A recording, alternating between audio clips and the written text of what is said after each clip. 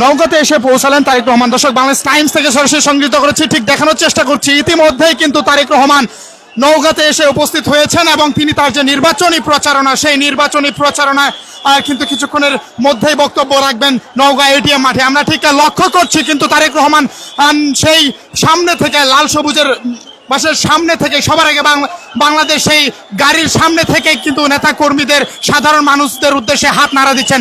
দর্শক, এই মুহূর্তে দেখানোর চেষ্টা করছি, ঠিক তারেক রহমান কিন্তু এই মুহূর্তে নওগাঁয় এসে উপস্থিত হলেন এবং আমরা ঠিক লক্ষ্য করছি নেতা কর্মীরা কিন্তু তাকে ঘিরে ফেলেছে এবং তার যে নির্বাচনী প্রচারণা এবং তার যে গাড়ি রয়েছে সেই গাড়িতেই কিন্তু তারেক রহমান হাত নাড়ছেন। এবং আমরা যদি একটু লক্ষ্য করার চেষ্টা করি, ঠিক নেতা কর্মীরা রাস্তার দুই ধারে অবস্থান করছেন এবং ঠিক তারেক রহমান তার যে গাড়ি বহর, সেই গাড়ি বহর নিয়ে কিন্তু নওগাঁ এটিএম মাঠের দিকে যাচ্ছেন। এবং আমরা ঠিক লক্ষ্য করছি যে সিএসএফ ফোর্স রয়েছে, সেই সিএসএফ ফোর্স কিন্তু তারেক রহমানের গাড়ির সামনে অবস্থান করছেন। এবং আমরা যদি একটু দেখানোর চেষ্টা করি, ঠিক এই মুহূর্তে ঠিক দেখানোর চেষ্টা করছি, পুরো রাস্তা জুড়ে কিন্তু নেতা কর্মীরা তারেক রহমানকে দেখার জন্য, একটিবার দেখার জন্য কিন্তু সেই রাস্তার দুধারে অবস্থান করছেন।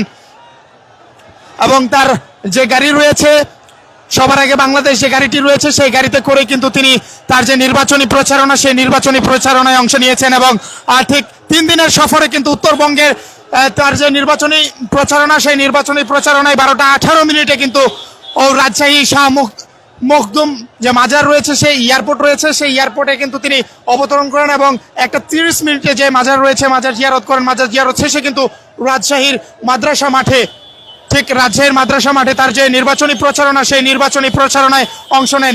সেই নির্বাচনী প্রচারণায় অংশ নেওয়ার পরে কিন্তু তার বক্তব্য দেওয়ার পরে তিনি নওগাঁর উদ্দেশ্যে রওনা হন। এবং ঠিক নওগাঁর রাস্তার মাঝে মান্দাই যে ফেরিঘাট এলাকা রয়েছে, সেই ফেরিঘাট এলাকায় কিন্তু তারেক রহমানের গাড়ি বহর আটকে রাখেন এবং সেখানে কিন্তু তারেক রহমান বাধ্য হন এবং নেতাকর্মীরা সেখানে জড়ো হন। ঠিক সেখানে 5 থেকে 10 মিনিটের মতো তারেক রহমান তার বক্তব্য পেশ করেন।